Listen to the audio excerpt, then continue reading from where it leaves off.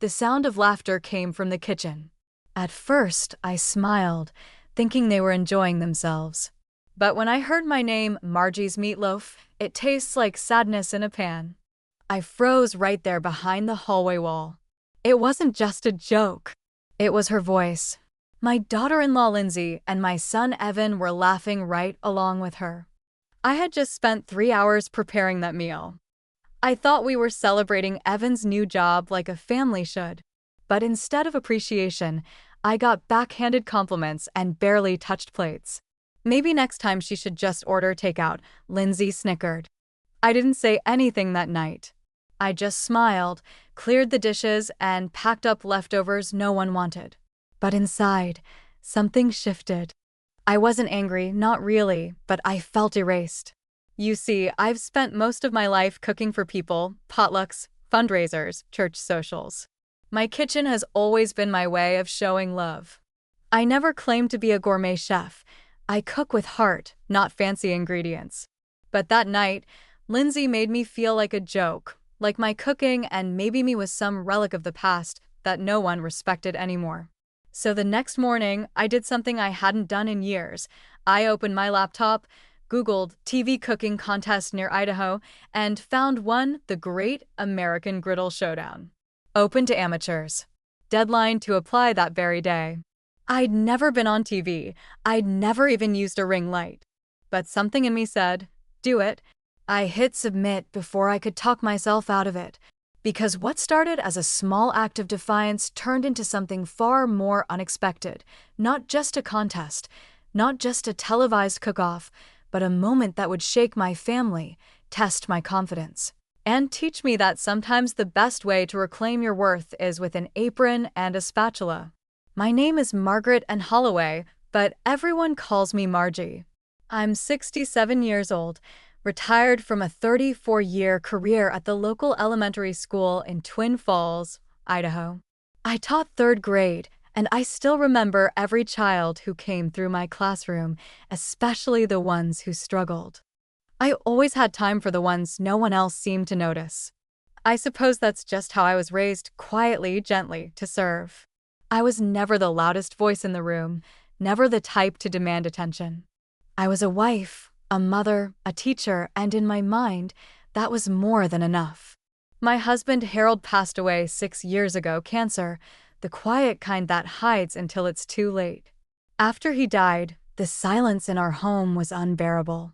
I tried to fill it with baking, knitting, volunteering at the church, even teaching part-time ESL classes at the library. But when the days got colder and the nights longer, I realized I needed people more than hobbies. That's when my son Evan suggested something. Why don't you move in with us for a while, Mom? There's room. Lindsay's okay with it. At the time, it felt like a blessing. I had my doubts.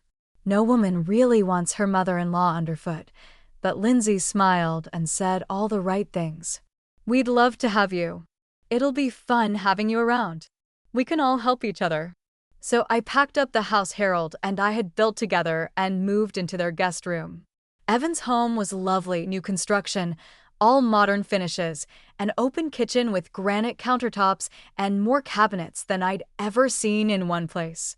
Lindsay had decorated it with pristine whites and soft grays. Everything coordinated like something from a home magazine. At first, it went well. I kept my presence light. I cleaned up after myself, cooked dinner 3 times a week, and watched the baby when they needed a night out. Lindsay thanked me often, but always with a tone that felt a bit distant, polite, but not warm. Evan, on the other hand, was always sweet. My boy had grown into a fine man, hardworking, responsible, still called me Mama when no one was listening. Still, I noticed things. Small things, like how Lindsay would correct the way I folded towels or how she'd resi some dishes after I cooked, as if my food needed fixing. She was a food blogger, you see. Had a decent following too, over 20,000 on Instagram, where she posted things like gluten-free comfort food and elevated family meals. She'd spend hours photographing avocado, toast on reclaimed wood-cutting boards. She never said she thought my cooking was old-fashioned.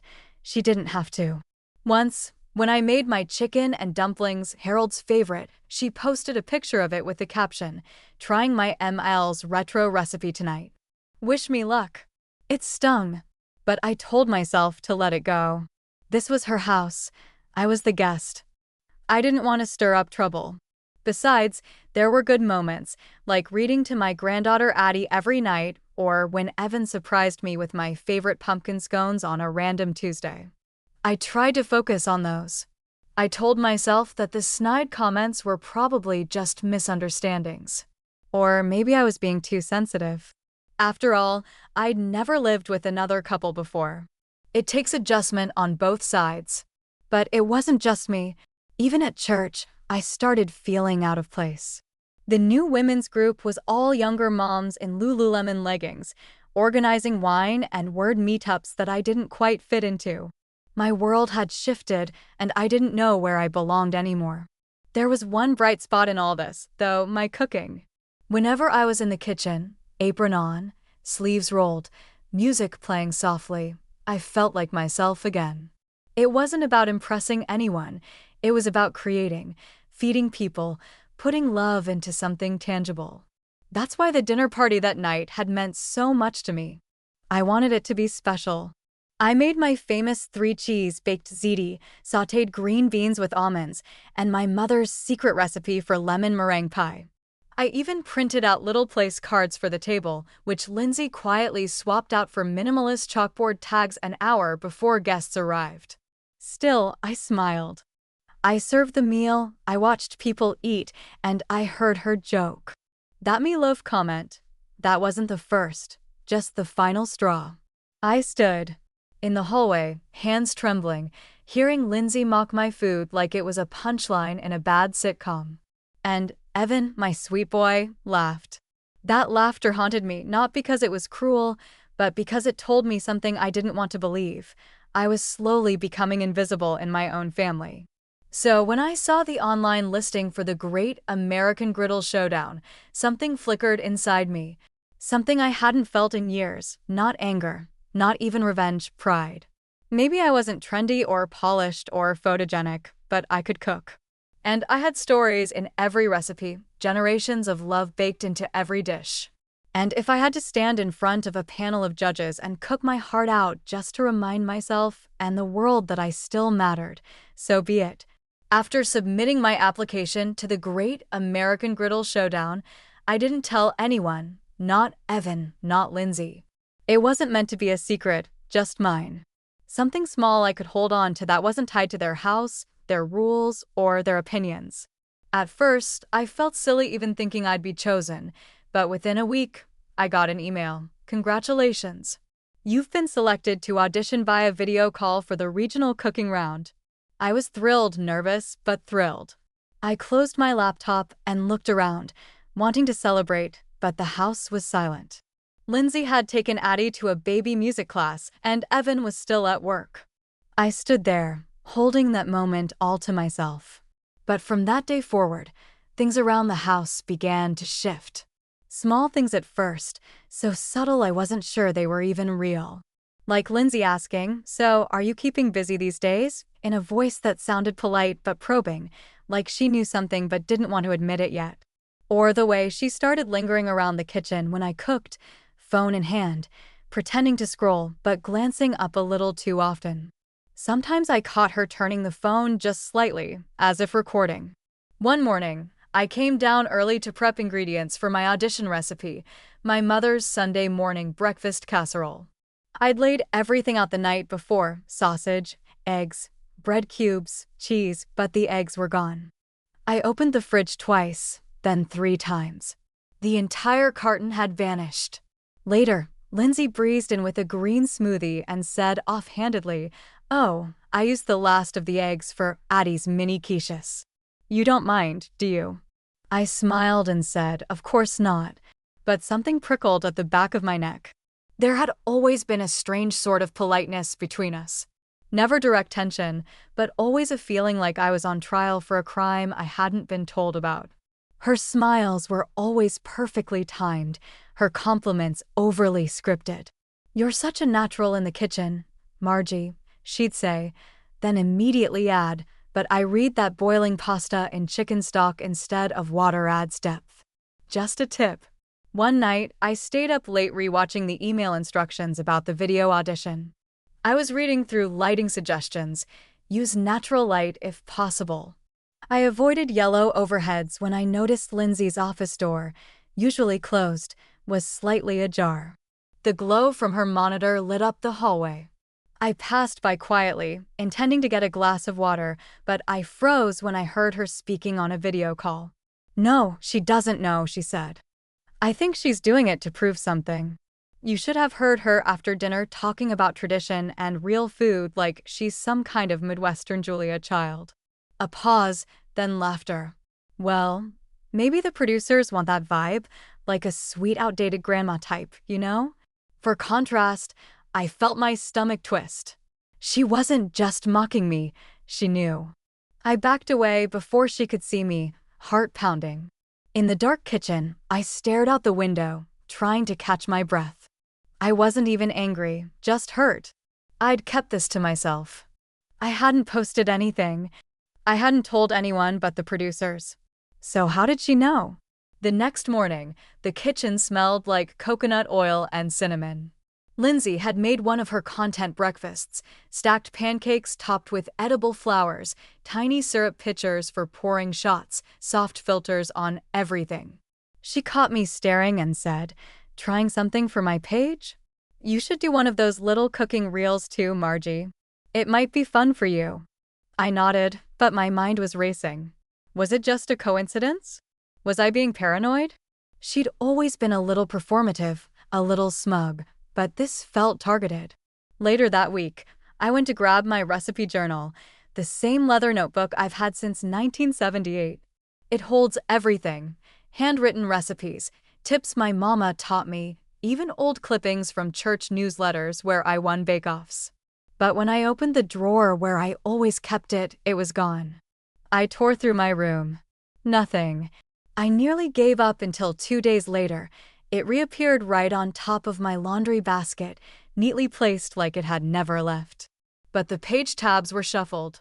Some sections felt like they'd been flipped through, and one of my newer recipe cards, the one for the maple cornbread I was perfecting for the show, was missing altogether. I asked Lindsay casually if she'd seen it. She blinked, smiled too fast, and said, "Oh no, haven't seen it. You must have misplaced it." Maybe I had, or maybe I hadn't. The tension continued to build, quiet, maddening. Sometimes I'd come into the room and find Lindsay quickly locking her phone. Sometimes I'd hear hushed conversations between her and Evan that stopped the moment I stepped in. I even noticed my emails to the producers were occasionally marked red before I'd opened them again. But that made no sense. I'd never shared my password.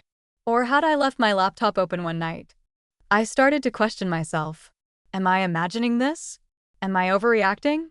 I wasn't used to suspicion. I was used to giving people the benefit of the doubt.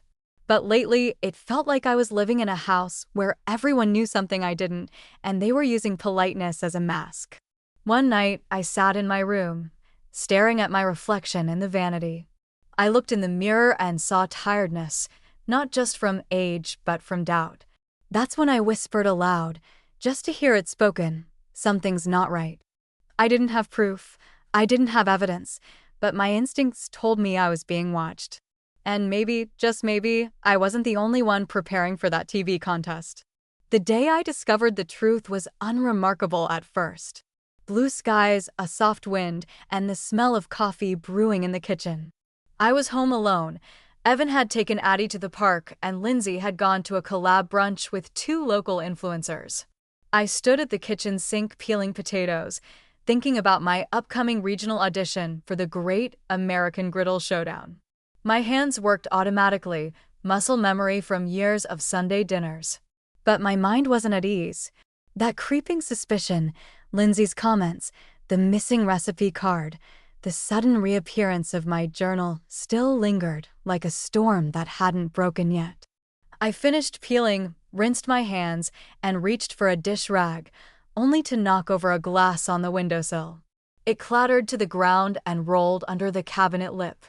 I crouched down to retrieve it, and that's when I saw it, a tiny black object tucked behind the potted plant, about the size of a matchbox, with a blinking blue light no bigger than a pin. At first, I thought it was some kind of baby monitor or smart home sensor. But when I leaned in and looked closer, my heart dropped. It was a camera, hidden, pointed directly at the kitchen island where I did all my cooking. My hands trembled as I reached out and unplugged it from the tiny USB port nestled behind the outlet trim. It looked like a cheap spy gadget you'd see in a true crime show. I felt my pulse race. Why would there be a camera watching me? I scanned the kitchen in a new light, my eyes darting to every nook and cranny. My heart sank again when I spotted a second device taped under the cabinet ledge above the stove, angled downward, and another above the pantry, and a fourth, each one discreet, each one aimed at the places I worked the most. I staggered back, my knees threatening to give way. I sat on the edge of the breakfast nook bench, gripping one of the tiny black devices in my hand, trying to steady my breathing. I wasn't imagining it. I was being watched, and not by strangers, but by someone in this house. For a moment, I couldn't move. The silence around me was thick, too loud. My thoughts swirled between fear, confusion, and disbelief. I needed answers. I rushed to my room, heart pounding, and opened my laptop. I searched for the brand printed faintly on the camera casing, Micro-E Wireless HD. A quick Google search confirmed it. This was a common spy cam used for discreet home surveillance, controlled remotely via an app. Some even streamed live. I stared at the screen. Had someone been watching me in real time? I opened Lindsay's office door. I'd never stepped in without her permission before. It felt like trespassing. But after what I found in the kitchen, the rules had changed. It smelled like eucalyptus and citrus. A wall of neat white shelves lined one side, filled with cookbooks and decorative jars. Her desk sat by the window, sleek and spotless. I sat in her chair and opened her desktop computer. It was password protected, but nearby I spotted her iPad. I picked it up. No password. It opened to a folder labeled Content. Inside were video files, hundreds of them. Many were thumbnails of her typical posts. But near the top of the list was a folder labeled Vintage Vibes. My stomach flipped. I opened it and saw myself. Videos of me cooking in the kitchen, side angles, overhead views, close-ups of my hands kneading dough or slicing apples. Some were even edited with captions, old school versus Instagram trendy. Can my ML's meatloaf beat my vegan version? Cooking like it's 1965. The videos had been uploaded to a private social media account under a different name, Nostalgia Bites, her backup account, and it had over 70,000 followers. I clicked on a reel. It opened to a video of me humming quietly while rolling biscuit dough. The caption read, "She still uses Crisco." The comments were worse. OMG, my grandma cooked like this and everything was bland as hell. This is why boomers shouldn't have kitchens. This is kind of sweet though, like a time capsule. She looks so proud. Someone tell her she's on camera. My ears rang. I set the iPad down like it burned. It wasn't just that she filmed me. She had built a whole following off me without my knowledge, without my consent, and worst of all, while mocking me. Suddenly, every weird look, every helpful suggestion, every time she hovered around while I cooked, it all snapped into focus. She hadn't just been watching me, she'd been using me. And the worst part? Her most recent video featured a recipe I'd created, my maple cornbread variation, word for word, step by step. She was filming it herself, presenting it as her grandmother's secret recipe. She had stolen it from my journal. I couldn't breathe. I walked back to my room in a daze, gripping the spy cam so hard my fingers hurt. I looked around the room, my sanctuary in their house, and wondered how much of it had been infiltrated. I opened every drawer, pulled back every curtain, scanned every outlet. I even checked the vents. Nothing. Maybe she hadn't gone that far. But how would I ever really know? That night, when Evan came home, I almost confronted him. But something in me hesitated. What if he knew? What if the sweet boy who used to help me set the table had laughed, not just at a joke, but at me? I didn't know what hurt more, the betrayal from Lindsay or the possibility that Evan had stood by and watched it happen. So I didn't say a word. Instead, I cleaned the kitchen quietly, tucked the camera into a Ziploc bag, and made a decision. I wasn't going to confront them yet, not until after the audition, not until I showed the judges and myself what I could really do. Because now it wasn't just about cooking, it was about reclaiming my dignity, my identity, my voice. And the best revenge would be served hot on national television. That night, after everyone had gone to bed, I sat alone at the dining table, a cup of lukewarm chamomile in hand, the tiny spy cam lying in front of me like a ticking bomb. I stared at it for a long time, hoping naively that it might somehow explain itself, that maybe this was all a misunderstanding, a silly prank, a phase. But the truth was far colder and sharper. Lindsay had been filming me for months. She had mocked my cooking, stolen my recipes, and twisted the moments I held dear into cheap content. And somehow, she had made a career out of it.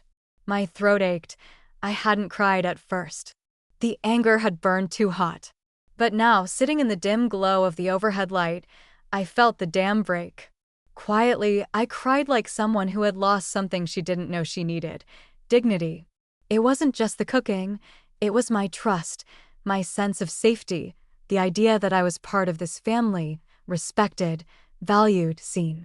The betrayal didn't shout, it whispered. It gnawed. It made me question every smile, every compliment. Every time Lindsay had said, "Oh, you should cook that again." It was amazing.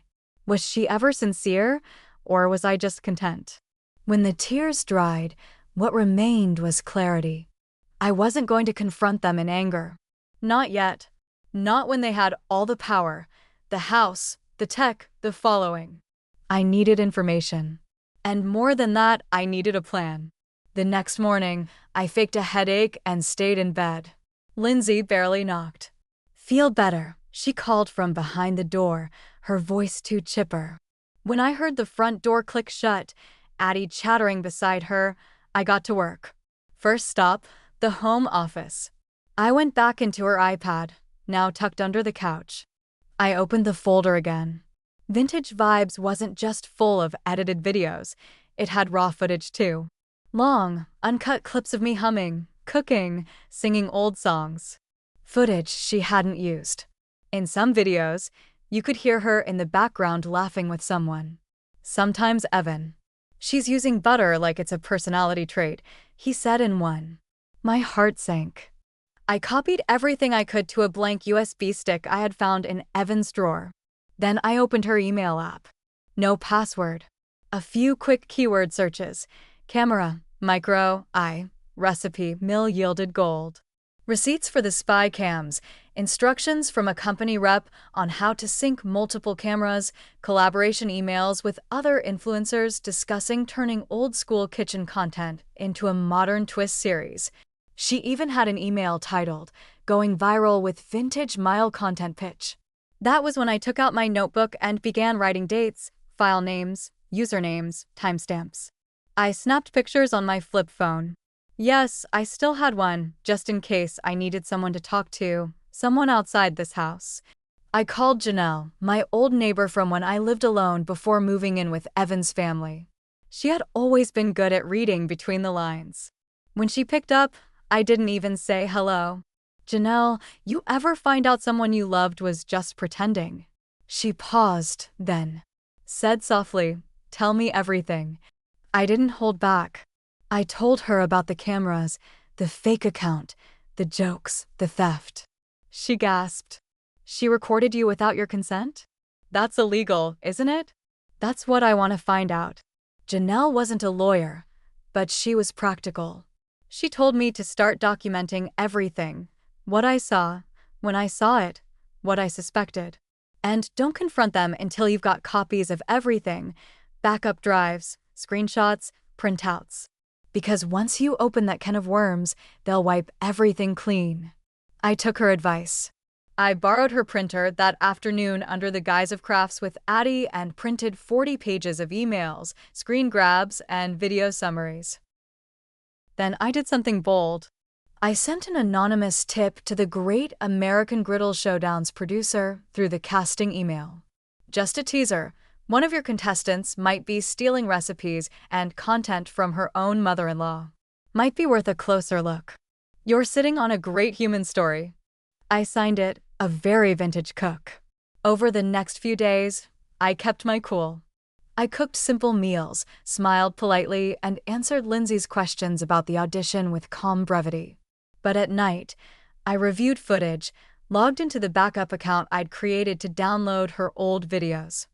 I even created my own account. No followers, no posts, just a safe place to store my side of the story. Then came the moment that solidified everything for me.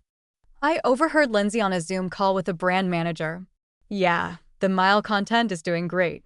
People love the retro vibe. I've got a few new videos queued up. Thinking of doing a Can She Tell Vegan from Real Meat segment. You should see her face when she tries quinoa. She knew what she was doing. This wasn't some harmless joke. This was deliberate humiliation disguised as quirky content. And I was done playing along. I reached out to an old contact of mine, Elaine, a retired family lawyer who used to lead workshops at the local library. She agreed to meet for coffee. I brought the folder, the printouts, the USB. She read everything carefully, then looked up and said, "If this is all accurate, you have a serious privacy violation case, especially if any of those videos show your face without consent. You might not want to take legal action, but you do have rights." I wasn't ready to sue, but knowing I could gave me back some of my power. Elaine gave me advice on documenting consent violations and, more importantly, how to protect my intellectual property, your recipes, your process. That's your creative work. If she's profiting from it, you can absolutely challenge her, especially if you've written them down or submitted them elsewhere. And I had recipe journals going back decades, and I just submitted 3 to the TV show's producers last week. So now my mission was twofold: win the audition and reclaim my voice. Because this wasn't just about cooking anymore. It was about respect. It was about truth. And soon, the world would hear my story, unedited, unapologetic, and entirely me. The house smelled like cinnamon and burnt pride. I had just pulled a tray of apple streusel muffins out of the oven, my signature fall recipe, one that Lindsay had once called rustic peasant bread with sugar on top in one of her videos. But today, I baked it intentionally. I wanted her to smell it when she walked through the door. I wanted that scent to trigger a memory, not of flavor, but of shame. It was time. The timing was perfect. Lindsay had just returned from her networking lunch in Boise. She strutted in, talking loudly on speakerphone. "I think the Mel angle still works, but we might need to freshen it up. Maybe try Guess That Smell?" She's clueless about modern food. I stepped into the room, quiet and controlled. "Still talking about me, dear," she jumped, startled, then forced a laugh. "Oh, Mom, didn't hear you there. Just talking business. You know how it is." "I do now," I said calmly. "More than you think." Her smile wavered. I watched her eyes flick to the iPad on the counter.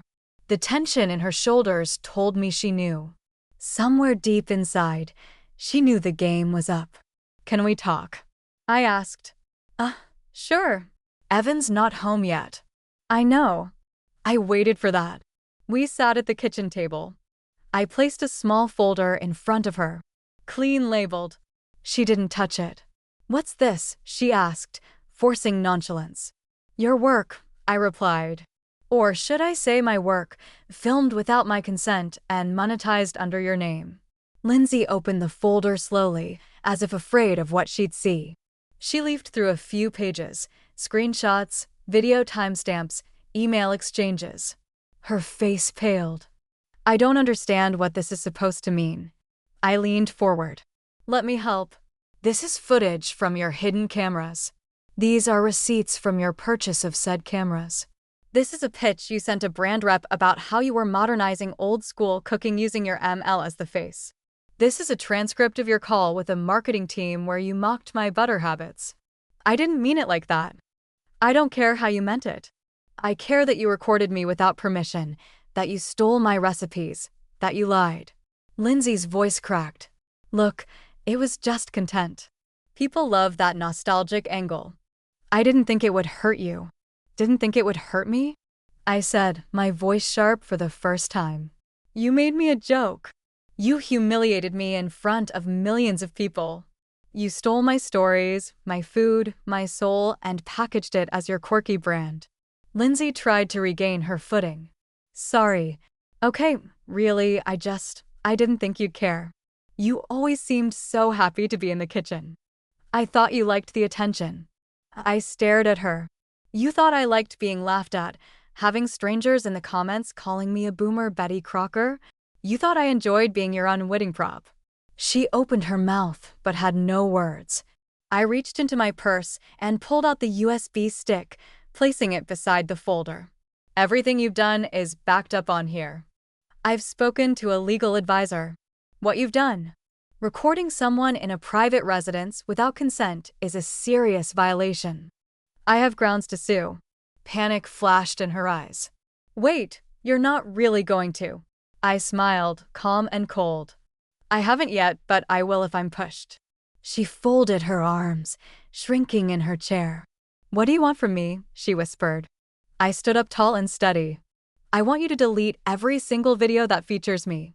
Every single one, including the unlisted and drafts. I want a written apology sent to the brands you've partnered with, stating you used someone's likeness without permission and are retracting the content. I want you to stop using my recipes. From this moment forward. Lindsay's voice was hollow. And if I don't? Then the USB goes public. I'll post it myself. To your sponsors, to your followers, to the show's producers. She stared at me in horror. I leaned in. See, Lindsay, you're not the only one who knows how to use a camera. Just then, Evan walked through the door, grocery bag in hand. Hey, what's going on? Lindsay looked at me, desperate. Don't tell him, please. But it was too late. Evan, I said, you might want to sit down. I let the folder do most of the talking. I slid it across to him and watched his eyes scan page after page. At first, he frowned. Then the color drained from his face. This isn't real, he muttered. It is, I said quietly. Your wife filmed me, mocked me, and made me into a caricature for views. Lindsay tried to defend herself. I didn't mock you. Then what would you call it? I asked. Parody, satire, exploitation? Evan stood up pacing. Lind, seriously, it wasn't meant to be cruel, she said. It was contempt. Everyone does it. But not to family, Evan replied, eyes hard. Not to someone who trusted you. I left them in the kitchen. That evening, Lindsay sent me a long text apologizing, saying she'd started deleting the videos, asking me not to go public. I didn't reply, but I saw the numbers start to drop. One by one, the videos disappeared. Her follower count dipped. Comments turned sour. Sponsors paused. I got a call from the Great American Griddle Showdown. They wanted a follow-up interview. They said my story had heart. They said I was real. And this time, when I turned on the camera, it was my choice. I looked right into the lens and said, Hi, I'm Margaret, and these are my recipes, my stories, my hands, my life. No filters, no edits, just truth. The morning sun poured through the windows, casting golden light on the kitchen, the very same kitchen where years of memories, both sweet and bitter, had been made. But today, that light felt different. It wasn't just illumination, it was a promise, a new beginning. After the confrontation, things in the house had grown cold, tense. Lindsay avoided my gaze. Evan seemed torn between them both, and the walls, once a place of warmth, felt like a cage. I realized I couldn't live in that cage anymore. It wasn't easy. I had come to Idaho with hope, believing family was a refuge. But the truth was undeniable. The betrayal cut too deep. And though I loved Evan, I loved myself more. With the legal advice fresh in my mind and the evidence safely stored, I started making plans. I called Janelle again, who generously offered me her spare guest room until I got back on my feet. I contacted a local housing agency and found a small, cozy apartment just a few blocks away from the farmer's market, the place where I had first fallen in love with cooking.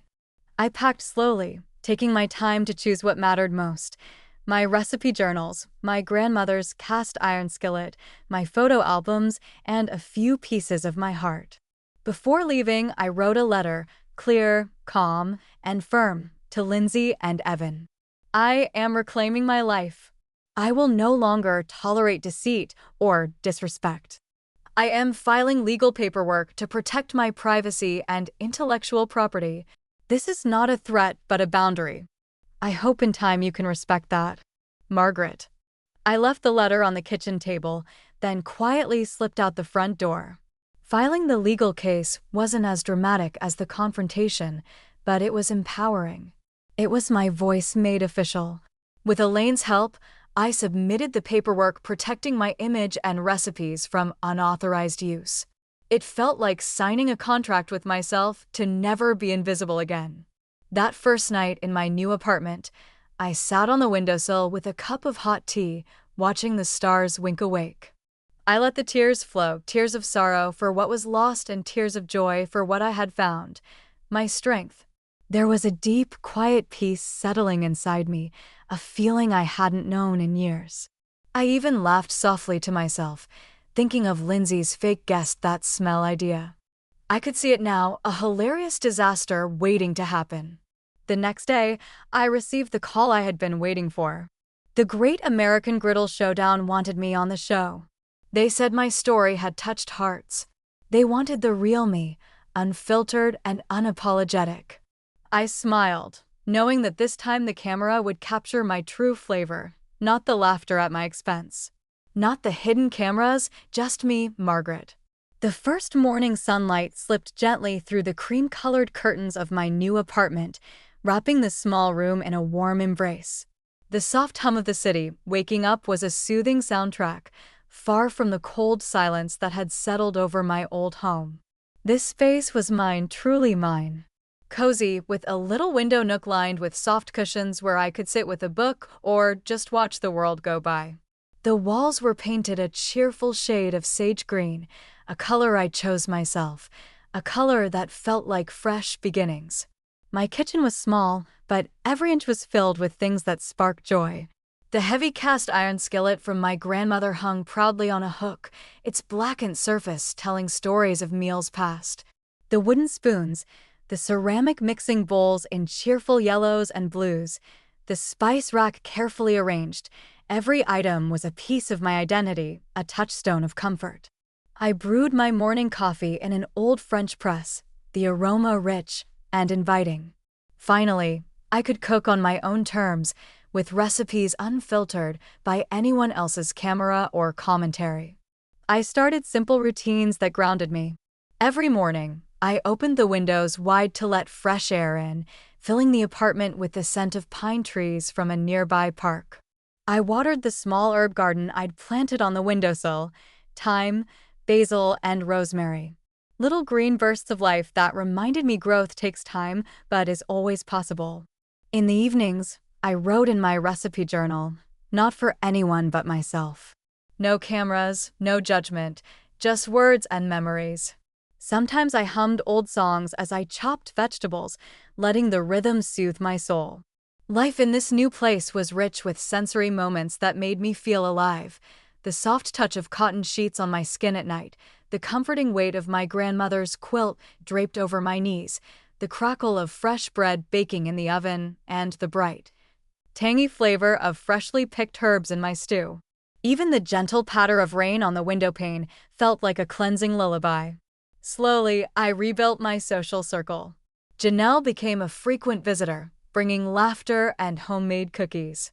I joined a local cooking club where people shared recipes and stories. No cameras allowed, just genuine connection. I even volunteered at the farmer's market, helping set up stalls and meeting growers who were passionate about food the way I was.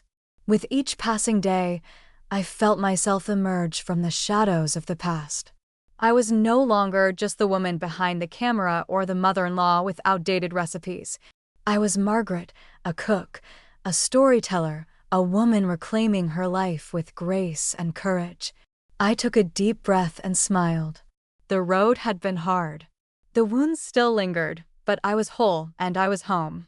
Looking back, it's clear to me now that the hardest battles are often fought in the quietest moments, the laughter that hides the pain, the smiles that mask the betrayal, the silences that scream the loudest. Sometimes, the ones who claim to love us the most are the very ones who try to control us. But freedom, once taken back, is the most beautiful kind of peace. I learned that standing up for yourself isn't just about fighting others. It's about reclaiming your own story, your voice, your identity. It's about choosing authenticity over pretense, choosing respect over ridicule, choosing you over anyone who tries to diminish your worth. This journey taught me that it's okay to walk away. It's okay to say no. It's okay to protect your heart, even when it hurts those you once trusted. And in that space, you find strength, you find healing, you find yourself. So, to anyone watching this, if you ever feel small, unheard, or unseen, remember you have the power to rewrite your story. You have the right to live your truth. And sometimes, the greatest victory is simply reclaiming your own life. And now, I want to ask you, if you discovered someone watching your every move without your knowledge, what would you do? Let me know in the comments below. Because sometimes sharing our stories is the first step toward healing.